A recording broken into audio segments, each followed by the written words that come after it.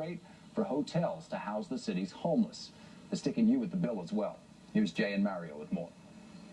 I say the letters DHS. What's the first thing that comes to your mind? Dysfunction. New York City Comptroller Scott Stringer did not hold back when discussing the New York City Department of Homeless Services and the agency's continuing practice of placing homeless families on what is described as an emergency basis in hotel rooms across the city. It's sickening that we have people living like this with no hope to get out of the homeless shelters. Stringer sat down exclusively with Pix 11 News to discuss one of the more disturbing findings from our ongoing series of homelessness, No Place to Call Home. I think the way you're approaching this raises a lot of questions for elected officials in the city. At the top of that list, Mayor Bill de Blasio, who back on November 6th described the challenges ahead. Our job is to throw in the kitchen sink. Get every tool we have and use it. City Hall staffers promised we would get answers from Homeless Services Commissioner Gilbert Taylor. It took 11 days, as well as a barrage of follow-up emails. But it happened. What kind of grade would you give yourself since you've taken this position? A, B, C?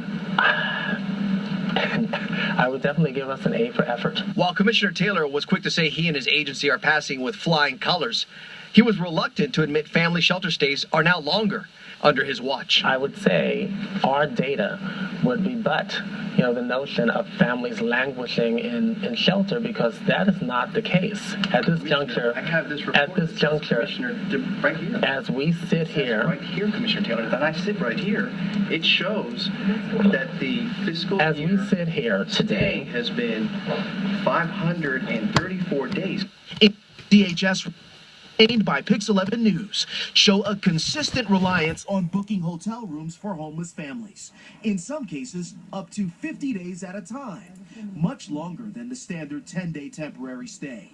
It's a practice DHS critics say amounts to human warehousing. We also found DHS operatives are routinely booking those rooms with taxpayer dollars for much more than you might pay for the very same room. When you throw money at something without thinking about where we're going to be 5 or 10 years from now, that's even more incompetent than we would like. In fact, according to those same records, in the last 48 hours, DHS paid $245 for a homeless family to stay at the Skyline Hotel in Midtown Manhattan.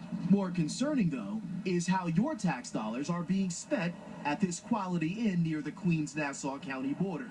Records show since October 12th, Commissioner Taylor's team has been booking up to 15 rooms per night at that Quality Inn, with lengthy reservations that stretch into the new year at a locked-in rate of $175 a night.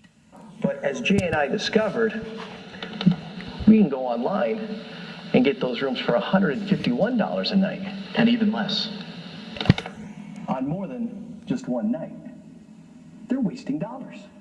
There is a questionable pattern that is very disturbing. Parents we met at a Holiday Inn on Staten Island told us they were placed in a stripped-down room, barred from entering the hotel's common breakfast area, and instead were given boxed lunches filled with cold sandwiches, rotten fruit, and according to the families, were offered no social services. It was a scene you can't record any of it. The hotel did not want the public to see. There is a real issue related to putting families